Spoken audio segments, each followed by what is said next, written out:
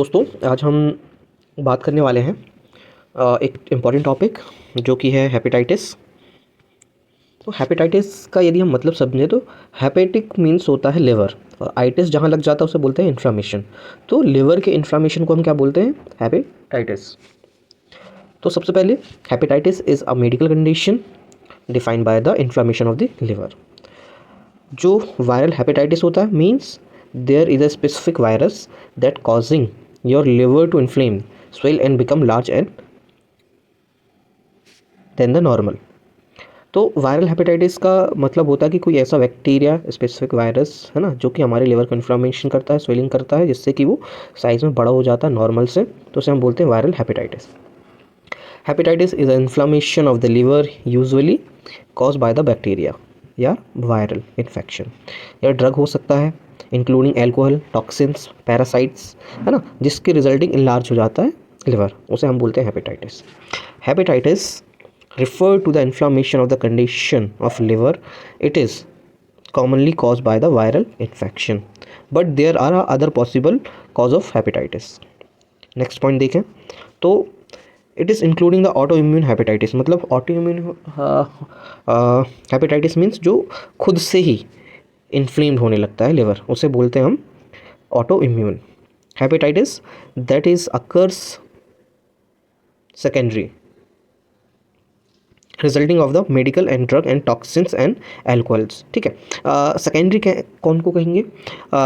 यदि आप ज़्यादा मेडिसिन्स ले रहे हैं, ड्रग्स ले रहे हैं, कोई टॉक्सिन सब्सटेंस ले रहे हैं, एल्कोहल ले रहे हैं, उस कारण से जब लिवर का इन्फ्लामेशन होता है तो उसे हम बोलते हैं सेकेंडरी हेपेटाइटिस। प्राइमरी हेपेटाइटिस क्या होता है? जो ऑटो इम्यून, जब खुद की ही बॉडी या खुद के ही लिवर, है ना, खुद को ही जब हानि पहुंचाने लगता है तो उसे हम बोलते हैं प्राइमरी या फिर ऑटो इम्यून हेपेटाइटिस। ठीक है, अब हम देख लेते हैं टाइप। ठीक है, अब जो वायरल हेपेटाइटिस है इसके मेनली 5 टाइप हैं। सबसे पहला हेपेटाइटिस ए, हाँ ठीक है, जो कि कैसे ट्रांसमिट होता है? फीको ओरल रूट ट्रांसमिशन होता है इसका, ठीक है, जिसे हम एंटेरल भी कहते हैं। और उसके बाद हेपेटाइटिस बी, जो कि सेक्सुअली और fluids and blood to blood फैल सकता है। ठीक है, उसके बाद हेपेटाइटिस सी, ये ब्लड टू ब्लड फैलता है, जिसे हम पेरेंटल भी कहते हैं, है ना, जैसे मदर से बच्चे में आ जाना। उसके बाद हेपेटाइटिस डी, जो कि ट्रैवल करता है विथ वी। ठीक है, मतलब ये कहना चाह रहा है कि ये सेक्सुअली और ब्लड्स दोनों से फैल सकता है, डी। ठीक है, और hepatitis E, feco oral route transmission होता है इसका। ठीक है, तो ये हमने टाइप देख ली हेपेटाइटिस वायरस के। ठीक है, hepatitis A, hepatitis B, hepatitis C, hepatitis D और ई। आपने सुना होगा हॉस्पिटलों में कि हेपेटाइटिस के वैक्सीनेशन हो रही है, इंजेक्शन लग रही है, तो इसी से प्रिवेंशन के लिए लगाया जाता है। ठीक है, अब आगे चल के देख लेते हैं, ये पूरा इसका चार्ट है। ठीक है, इस चार्ट में क्या बताया है कि यहाँ पे हमारे टाइप हैं hepatitis A, hepatitis B, hepatitis C, hepatitis D और हेपेटाइटिस ई। ठीक है, अब कौन सा वायरस है जो उसको अफेक्ट करता है, इस पर कौन सा जीनोम है, ठीक है, क्लास कौन सी है, एंटीजन ब्लड क्या है, ठीक है, ट्रांसमिशन कैसे हो रहा है, इंक्यूबेशन पीरियड कितना है, ठीक है, क्रोनिक हेपेटाइटिस बन सकता है कि नहीं बन सकता है, ट्रीटमेंट क्या है। ठीक है, तो सबसे पहले हम देखें हेपेटाइटिस ए, इसका कॉजिंग वायरस क्या है? हेपेटाइटिस ए वायरस। बी का क्या है? Hepatitis B virus, hepatitis C virus, hepatitis D virus और हेपेटाइटिस ई वायरस। ठीक है, तो ये इसके क्या है? कॉजिंग वायरस है। समझ में आ गया? तो बहुत ही सिंपल सा है। अब कौन से जीनोम है? ठीक है, कौन से जीनोम से, कौन से जीन से इसमें? तो हेपेटाइटिस ए जो होता है इस पर आरएनए जीनोम होता है, हेपेटाइटिस बी में डीएनए जीनोम होता है, हेपेटाइटिस सी में आरएनए जीनोम होता है और हेपेटाइटिस डी में आरएनए जीनोम होता है, और ई में भी आरएनए जीनोम होता है। मीन्स आपको बस हेपेटाइटिस बी में याद रखना है कि डीएनए होता है, बाकी सब आरएनए जीनोम होता है। ठीक है, उसके बाद क्लास की बात करें, कौन सी क्लास का है? ठीक है, तो जो हेपेटाइटिस ए होता है वो पिकॉर्ना वायरस क्लास का होता है या फैमिली का होता है। ठीक है, हेपेटाइटिस बी जो होता है हेपेंडा वायरस फैमिली का होता है, हेपेटाइटिस सी जो होता है फ्लेवी वायरस का होता है, हेपेटाइटिस डी डेल्टा वायरस का होता है, ई जो होता है हर्पीस वायरस फैमिली का होता है। क्लियर? उसके बाद ब्लड, एंटीजन ब्लड कौन सा? तो इसमें आ गया कि इसमें होता है हेपेटाइटिस ए वायरस एंटीजन ब्लड होता है। ठीक है। और इसमें क्या होता है, HbS Ag HbE Ag, ये एंटीजन ब्लड होता है इसमें।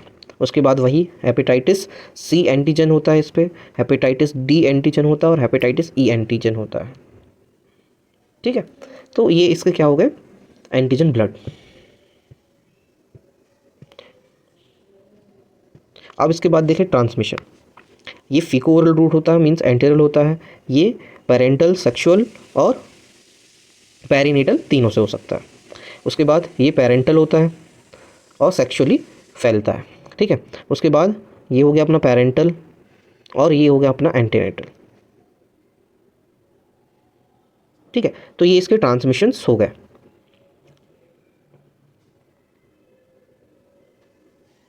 मीन्स कि फीको ओरल रूट मीन्स खाने के द्वारा फैल सकता है, पेरेंटल मदर से आ सकता है, सेक्स के थ्रू ट्रांसमिशन हो सकता है। ठीक है, और पेरेंटल वही हो गया कि मदर से बच्चे में जा सकता है। ठीक है, उसके बाद ये पेरेंटल और सेक्सुअल दोनों से फैल सकता है, ये भी पेरेंटल फैलता है और ये एंटेरिक फैलता है। उसके बाद इंक्यूबेशन पीरियड की बात करें, हेपेटाइटिस ए जो होता है वो 15 से 45 दिन इसका इंक्यूबेशन होता है। इसका 45 से 160 दिन होता है, 15 से 150 दिन होता है, 30 से 60 दिन होता है और इस हेपेटाइटिस ई का 15 से 60 दिन इंक्यूबेशन पीरियड होता है। तो चलो फिर से एक बार देख लेते हैं। तो हेपेटाइटिस ए जो होता है 15 से 45 दिन इसका इंक्यूबेशन पीरियड होता है। हेपेटाइटिस बी का 15 से 160 दिन का, हेपेटाइटिस सी का 15 से 150 दिन का, हेपेटाइटिस डी का 30 से 60 दिन का और हेपेटाइटिस ई का 15 से 60 दिन का इंक्यूबेशन पीरियड होता है।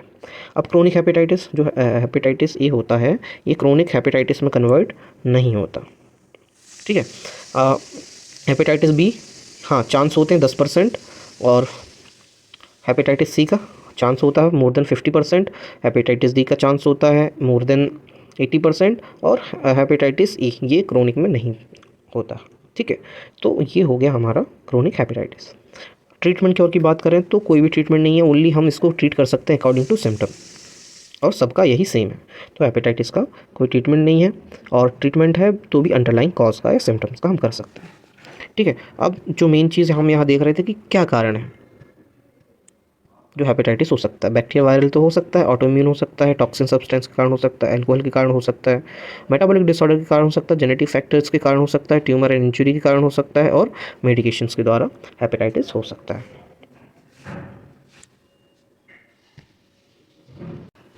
अब हम बात करें साइन सिम्टम्स की। ठीक है, यदि किसी पेशेंट को हेपेटाइटिस हो गया तो उसमें क्या साइन और सिम्टम्स दिखेंगे। तो सबसे पहले टेंडरनेस होगा, नोसिया हो गया, मसल जॉइंट पेन होने लगेगा, ट्रबल होगा स्लीपिंग में, लॉस ऑफ एपेटाइटिस, भूख नहीं लगेगी, लॉस ऑफ वेट हो जाएगा, वजन कम होगा, एबनॉर्मल पेन हो सकता है, एब्डोमिनल पेन हो सकता है। ठीक है, इचनेस हो सकती है, डिप्रेशन में जा सकता है, और साथ ही साथ डार्क यूरिन आ सकती है। और कुछ पॉइंट है जैसे फीव डेज में है भी a specific liver related symptom, जैसे जो पेल स्टूल आएगी, ठीक है, और जॉइंडिस हो सकता है, स्किन और आई में ये हमें देखने को मिल सकता है। ठीक है,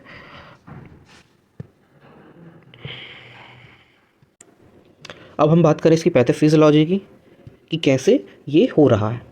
तो जैसे ही कोई due to aetiological factor, bacteria viral कोई भी हो सकता है, ये एंटर करता है ब्लड स्ट्रीम में, जिससे एंटीजन एंटीबॉडी रिएक्शन होती है, जिससे इन्फ्लामेशन प्रोसेस एक्टिवेट हो जाती है throughout the whole liver, जिससे हेपेटाइटिक सेल डिस्ट्रॉय हो जाती है by the cytotoxic cytokinin and natural killer cells के द्वारा, जिससे बोथ पार्ट ऑफ जो होते हैं इन्फ्लामेटरी प्रोसेस चालू हो जाती है।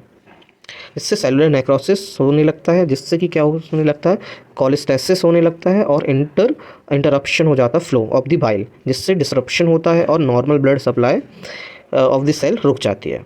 ठीक है, जिससे डैमेज होते हैं सेल लिवर और उससे बन जाता है हेपेटाइटिस।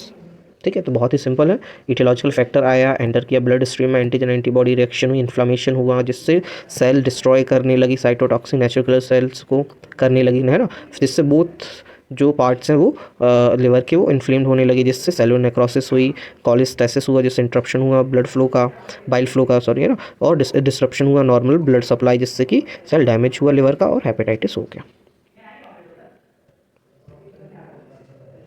ठीक है, अब इसका डायग्नोसिस कैसे कर सकते हैं। सबसे पहले हम हिस्ट्री लेंगे पेशेंट की,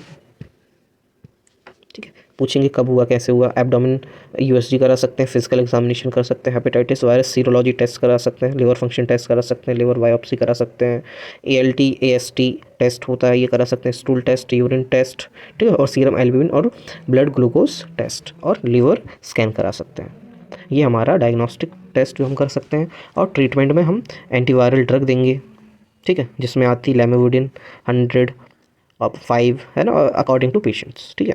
और हम दे सकते हैं रिबाविरिन, है ना, जिसमें 400 mg, और चाइल्ड में जो हम देते हैं 20 mg, है ना, नेबुलाइजर के थ्रू। और अंडरलाइन सिम्टोमेटिक ट्रीटमेंट चलता है।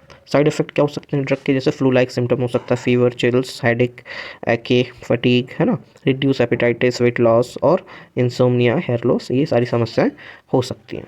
तो ये था हमारा हेपेटाइटिस। होप आप लोगों को समझ में आऊँ। तो वीडियो को ज़्यादा से ज़्यादा लाइक, कमेंट, चैनल को सब्सक्राइब करें। मिलते हैं नेक्स्ट वीडियो में।